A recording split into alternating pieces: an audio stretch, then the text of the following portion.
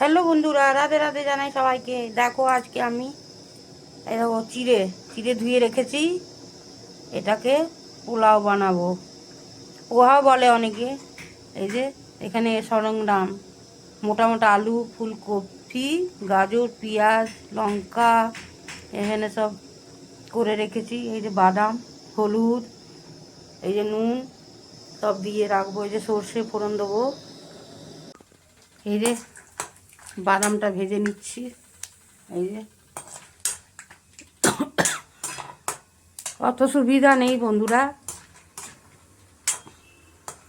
ছোট্ট মতন ঘর, ছোট্ট মতন এই চৌকিতে বসে বসে সরঞ্জাম করি। একে একে সব ভেজে নেব।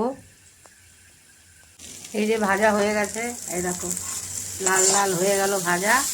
এই দেখো ভাজা হয়ে গেছে। বাদামও এই দেখো ভেজে রেখেছি।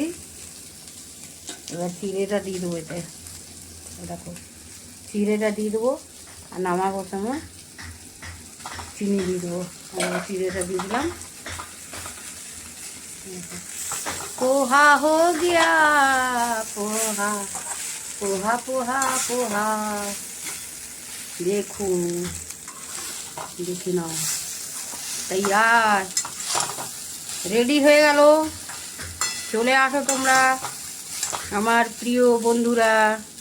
ভিডিওটা ভালো লাগলে বন্ধুরা একটু লাইক কমেন্ট শেয়ার করবে। এ দিদি হোক বোন হোক, একটু ভালো বাসো তোমরা যদি, হ্যাঁ না।